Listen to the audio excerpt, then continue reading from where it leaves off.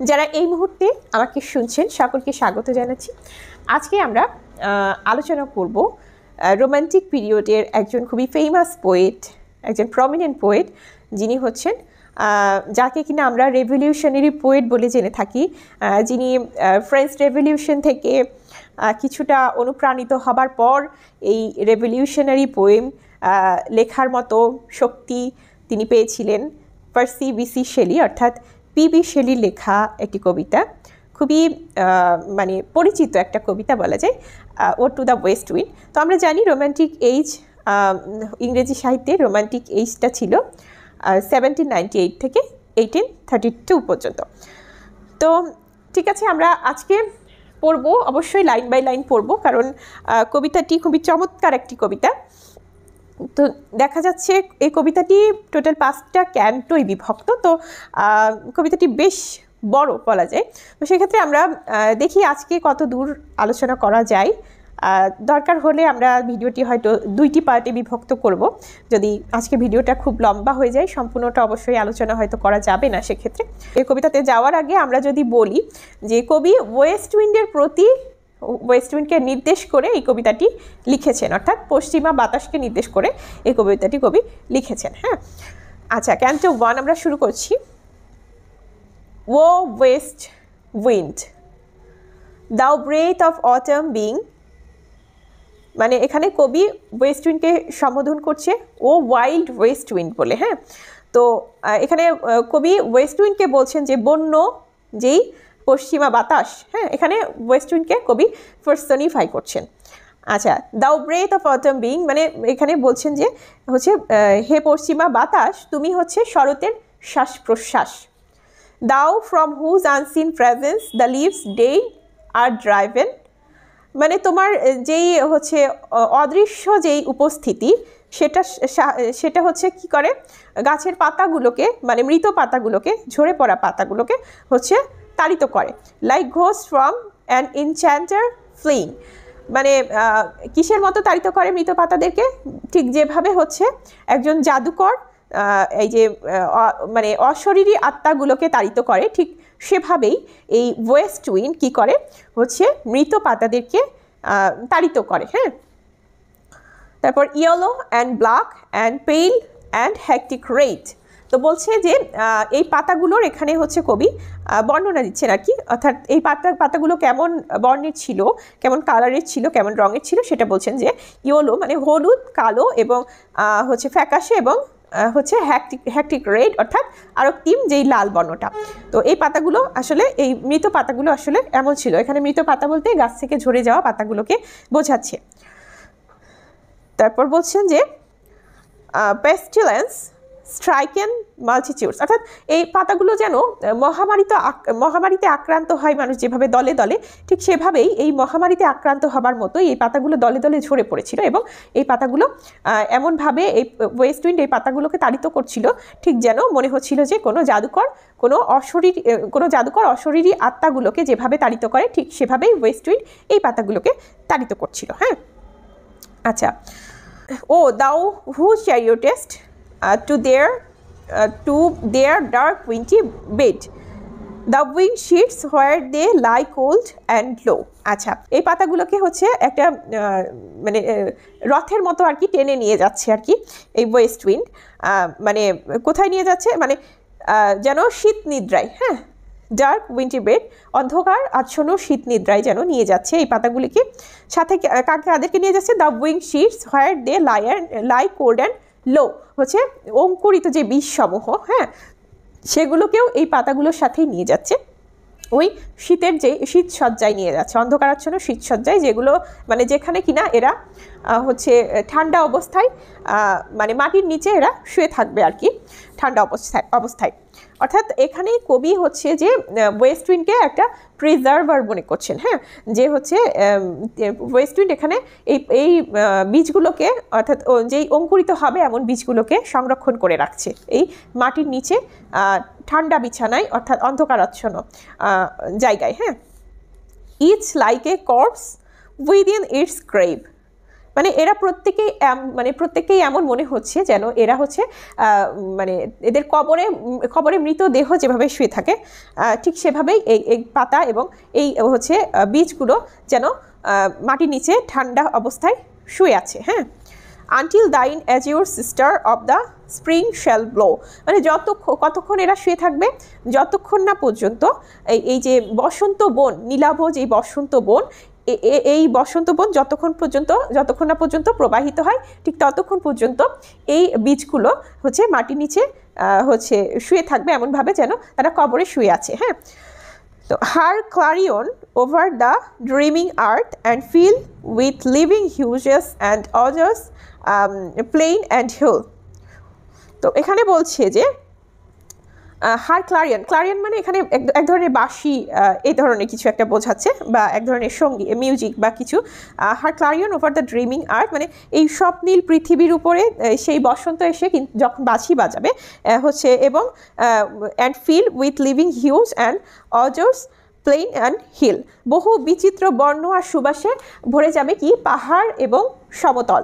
যখন বসন্ত এসে বাঁশি বাজাবে তখন পাহাড় এবং সমতল বহু বিচিত্র বর্ণ এবং গন্ধে ভরে যাবে। ওই যে সেই অঙ্কুরিত বীজগুলো তখন আস্তে আস্তে প্রাণীর সঞ্চার হবে, তখন হচ্ছে গাছপালা বড় হবে, নতুন পাতা গজাবে, ফুল ফুটবে, ঠিক তখনই কিন্তু হচ্ছে পাহাড় এবং সমতল কী হবে, সুবাসিত হবে এবং সুন্দর হবে। হ্যাঁ, সুবাসে ভরে যাবে এবং বিচিত্র হবে দেখতে। তারপর কি বলছে, wild spirit which art moving everywhere, destroyer and preserver hear oh hear. আচ্ছা, ওয়েস্ট উইন্ডকে ওয়াইল্ড স্পিরিট বলছেন, যেন এটা হচ্ছে একটা ওই বুনো শক্তি। হ্যাঁ, এভাবে তিনি সম্বোধন করছেন যে তুমি সব জায়গায় থাকো। হ্যাঁ, destroyer and preserver hear oh hear. তো এখানে ওয়াইল্ড স্পিরিটকে কবি একই সাথে ডিস্ট্রয়ার অর্থাৎ ধ্বংসকারী এবং প্রিজার্ভার অর্থাৎ সংরক্ষণকারী বলছেন। হ্যাঁ, শোনো ওয়েস্ট উইন্ড, তুমি শোনো। হ্যাঁ, আচ্ছা, এখানে আমি যদি এই ক্যান্টোটাকে আরেকবার রিপিট করে বলি যে তাহলে হচ্ছে কবি বলছেন এখানে ওয়েস্ট উইন্ডকে কবি সম্বোধন করছেন ওয়াইল্ড বলে, অর্থাৎ বুনো পশ্চিমা বাতাস বলে সম্বোধন করছেন এবং তিনি বলছেন যে তুমি হচ্ছে শরতের শ্বাস প্রশ্বাস। হ্যাঁ, তো তারপর বলছেন যে যার হচ্ছে মানে তোমার উপস্থিতিতে কি হয় হচ্ছে তুমি করো মৃত পাতাগুলোকে অর্থাৎ ঝরে পড়া পাতাগুলোকে এমনভাবে তাড়িত করো যেন হচ্ছে একজন জাদুকর যেভাবে তার অদৃশ্য উপস্থিতিতে অশরীরী আত্মাগুলোকে তাড়িত করে, তুমিও ঠিক সেভাবেই হচ্ছে এই মৃত পাতাগুলোকে তাড়িত করো এবং তাড়িত করে কোথায়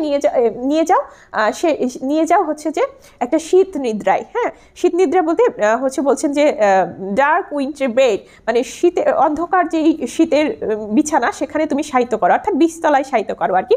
তো এই পাতাগুলো এবং সাথে হচ্ছে অঙ্কুরিত হবে এমন বীজও কিন্তু ওয়েস্ট উইন্ড হচ্ছে তাড়িত করে নিয়ে যায়। হ্যাঁ, নিয়ে যাওয়ার পরে কি করে এক জায়গায় মানে মাটির নিচে প্রিজার্ভ করে রাখে। হ্যাঁ, এরা হচ্ছে এমনভাবে শায়িত থাকে যেন মনে হচ্ছে মাটির নিচে মৃতদেহ ঠান্ডা অবস্থায় শায়িত রয়েছে এবং এরা ততক্ষণ পর্যন্ত এভাবেই থাকবে যতক্ষণ পর্যন্ত না হচ্ছে বসন্ত এসে তার মিষ্টি মধুর বাঁশি বাজায় এবং হচ্ছে পৃথিবীটা আবার সুন্দরভাবে মানে সুবাস এবং সৌন্দর্যে ভরে ওঠে পাহাড় এবং সমতল। মানে বসন্ত এসে বাঁশি বাজালেই কিন্তু এসব যেই বীজগুলো শায়িত রয়েছে সেগুলো আস্তে আস্তে মাটির নিচ থেকে হচ্ছে তাদের প্রাণের সঞ্চার হবে এবং তারা আস্তে আস্তে বড় হতে থাকবে এবং একটা সময় গিয়ে তারা ফুল ফল এবং পাতায় পৃথিবী বিচিত্র করে তুলবে, এটাই এখানে বলা হচ্ছে।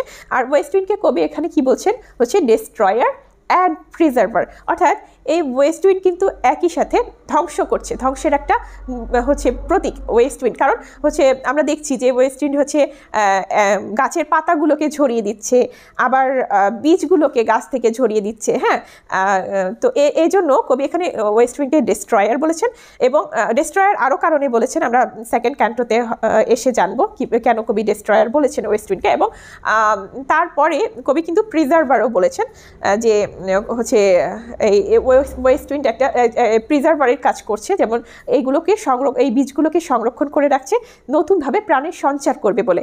তো সেক্ষেত্রে আমরা ওয়েস্ট উইন্ডকে এখানে প্রিজার্ভার রূপেও দেখতে পাচ্ছি, একই সাথে হচ্ছে ধ্বংসকারী এবং রক্ষাকারী বা সংরক্ষণকারী। তো তারপরে হচ্ছে মানে ওয়েস্ট উইন্ড এখানে দ্বিতীয় ক্যান্টোতে এসে আমরা দেখব যে কিভাবে তার ধ্বংসলীলা চালায় আর কি। হ্যাঁ, তো কবি এখানে ওয়েস্ট উইন্ডকে কিন্তু মানে কবি এখানে একই সাথে অপটিমিস্ট এবং পেসিমিস্ট দুই রূপেই মানে কাজ করছেন আর কি। কবি দুই চিন্তা ভাবনায় এই কবিতার মধ্যে প্রকাশ পেয়েছে, অপটিমিজম অ্যান্ড পেসিমিজম। তো ঠিক আছে, আমরা সেকেন্ড ক্যান্টোতে চলে যাব। আশা করছি প্রথম ক্যান্টোটা ঠিকভাবে বোঝা গেছে। আমি কতখানি বোঝাতে পেরেছি জানি না, তবে আমি আশা করছি বোঝা গেছে প্রথম ক্যান্টোটা। আচ্ছা, আমরা দ্বিতীয় ক্যান্টোতে যদি যাই তাহলে thou on whose stream mid the steep skies commotion. তো এখানে ওয়েস্ট উইন্ডকে কবি কি বলছেন যে ওয়েস্ট মানে তোমার যেই গতিবেগ, হ্যাঁ, সেটা হচ্ছে আকাশের গভীরে বা মধ্য আকাশে একটা কি করে কমোশন, একটা তোলপাড় সৃষ্টি করে। হ্যাঁ, এই হচ্ছে ওয়েস্ট উইন্ডের যেই গতিবেগ, এটা আকাশে একটা তোলপাড় সৃষ্টি করে। এবার কিন্তু আমরা ওয়েস্ট উইন্ডের এই সেকেন্ড ক্যান্টোতে পুরোটাই কিন্তু আমরা ওয়েস্ট উইন্ডের যে ধ্বংসাত্মক রূপটা রয়েছে সেটাকে দেখতে পাবো। আচ্ছা, loose clouds like earth's decaying leaves are shed shook from the tangled boughs of heaven and ocean. আচ্ছা, এখানে হেভেন বলতে কিন্তু স্বর্গ নয়, এখানে হেভেন বলতে আকাশকে বোঝানো হয়েছে।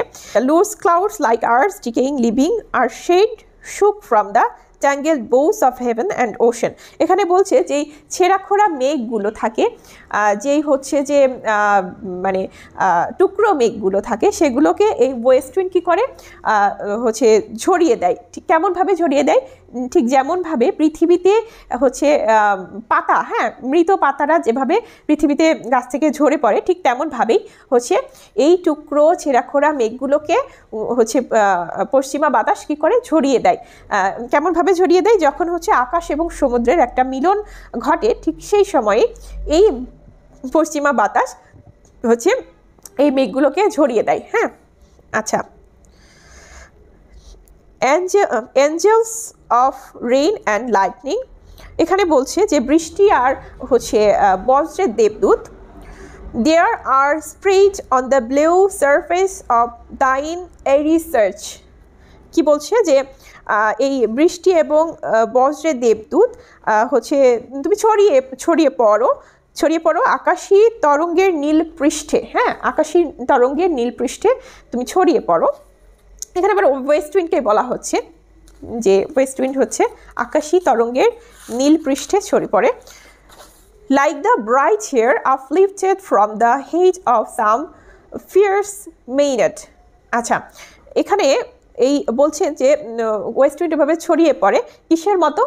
হচ্ছে একটা মেইনাডের হচ্ছে হিংস্র মেইনাডের যেই উপরের দিকে উঠতে থাকা ব্রাইট চুলগুলো, সেগুলোর মতোই এই ওয়েস্ট উইন্ডের সাহায্যে হচ্ছে যেই বজ্র বৃষ্টি হয়, হ্যাঁ, বৃষ্টিপাত হয় বা বজ্রপাত হয়, এগুলো কিন্তু ছড়িয়ে পড়ে আকাশী তরঙ্গের নীল পৃষ্ঠে ছড়িয়ে পড়ে। ঠিক যেভাবে হচ্ছে এই মেইনাডের উপরের দিকে উঠতে থাকা চুলগুলো হচ্ছে ছড়িয়ে পড়ে, মানে চুলগুলোর মতো, ব্রাইট চুলগুলোর মতো। আচ্ছা, এখানে মেইনাড যদি আমি একটু বলি, মেইনাড হচ্ছে গ্রিক যেই হচ্ছে গ্রিক পুরাণের নারী চরিত্র। এই আমরা জানি যে গ্রিক হচ্ছে দেবতা, যে পুরাণের দেবতা ডায়োনিসাস, তিনি হচ্ছে একই সাথে মদ, উচ্ছৃঙ্খলতা, প্রাকৃতিক শক্তি, হ্যাঁ, উন্মাদনা, এগুলোর হচ্ছে দেবতা ছিলেন ডায়োনিসাস। তো সেক্ষেত্রে এই দেবতার কিছু অনুসারী ছিলেন, সেগুলো মানে নারী অনুসারী ছিলেন, তাদের নাম হচ্ছে যে মেইনাড। এই মেইনাডেরা কিন্তু হচ্ছে এই দেবতা ডায়োনিসাসের অনুসারী ছিলেন, এবং এই মেইনাডেরাও ভীষণ উচ্ছৃঙ্খল টাইপ ছিলেন। হ্যাঁ, একটু ভয়ঙ্কর টাইপ ছিলেন, একটু উচ্ছৃঙ্খল টাইপ ছিলেন, এবং এদের হেয়ার কি হতো, উপরের দিকে উঠতে থাকতো, ব্রাইট হেয়ারগুলো, ফ্লিপটেড হেয়ার। হ্যাঁ, তো সেটার সাথেই মূলত এখানে বৃষ্টি এবং ওয়েস্ট উইন্ডের সাহায্যে যেই বৃষ্টি এবং বজ্রপাত হয়, সেগুলো হচ্ছে নীল আকাশের তরঙ্গে ছড়িয়ে পড়ে, সেটাকে মানে হচ্ছে এই ইয়ার সাথে মেইনাডদের চুলের সাথে কবি তুলনা করছেন। হ্যাঁ, আচ্ছা, তারপরে হচ্ছে even from the dim verge of the horizon to the zenith's height.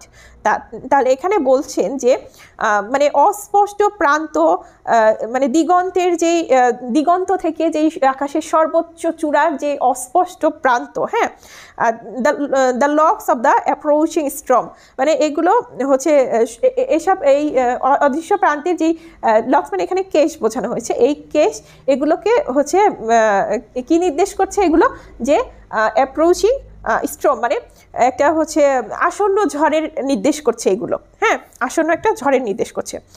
দাও ডেয়ার্স অর্থ হচ্ছে গীত বা গান গাওয়া বা গীত।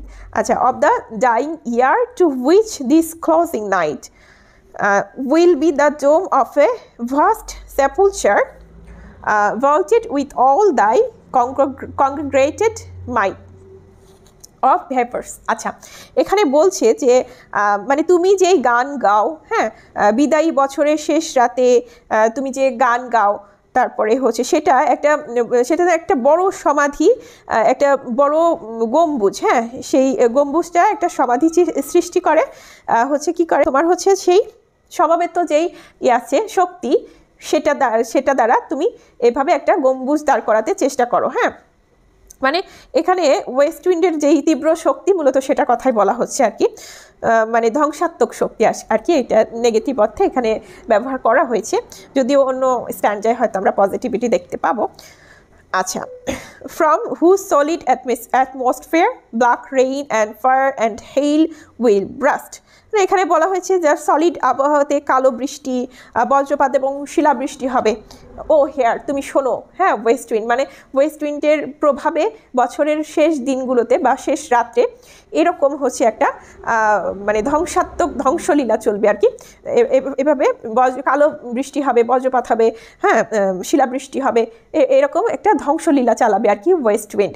তো আমরা যদি সেকেন্ড ক্যান্টোটা আরেকবার বলি, তো সেকেন্ড ক্যান্টোতে এখানে কবি হচ্ছে ওয়েস্ট উইন্ডকে একটা ধ্বংসাত্মক রূপে দেখিয়েছেন, একটা ভয়ঙ্কর রূপে দেখিয়েছেন, যেটা হচ্ছে মূলত একটা ডেস্ট্রয়ার। আমরা আগে দেখেছি কবি হচ্ছে ডেস্ট্রয়ার বলে ওয়েস্ট উইন্ডকে সম্বোধন করেছেন। তো এই সেকেন্ড ক্যান্টোটা পুরোটাই সেই কথাই বলছে যে ওয়েস্ট উইন্ড কীভাবে আকাশের মধ্যে একটা আলোড়ন সৃষ্টি করে বা একটা হচ্ছে তোলপাড় সৃষ্টি করে, কিভাবে হচ্ছে বজ্র বৃষ্টি বা শিলাবৃষ্টি ঝরায়, কিভাবে হচ্ছে ভয়ঙ্কর একটা ঝড়ের পূর্বাভাস দেয়, হ্যাঁ, এগুলো সব কিছুই কিন্তু এখানে সেকেন্ড স্ট্যান্ডাতে বলা হচ্ছে। আশা করছি যে দুইটা স্ট্যান্ডাই আমি কিছুটা হলেও বোঝাতে পেরেছি, জানি না কতটা পেরেছি। যাই হোক, আজকে অলরেডি ভিডিওটা অনেক লম্বা হয়ে গেছে, থার্ড ক্যান্টোটাই যেতে পারছি না। পরবর্তী আরেকটা ভিডিওতে হয়তো কবিতাটির আরও বাকি যেই তিনটা ক্যান্টো রয়েছে সেটা কমপ্লিট করতে পারবো আশা রাখছি। তো আজকে এ পর্যন্তই, পরবর্তী ভিডিও পাওয়া পর্যন্ত সঙ্গে থাকুন, ধন্যবাদ।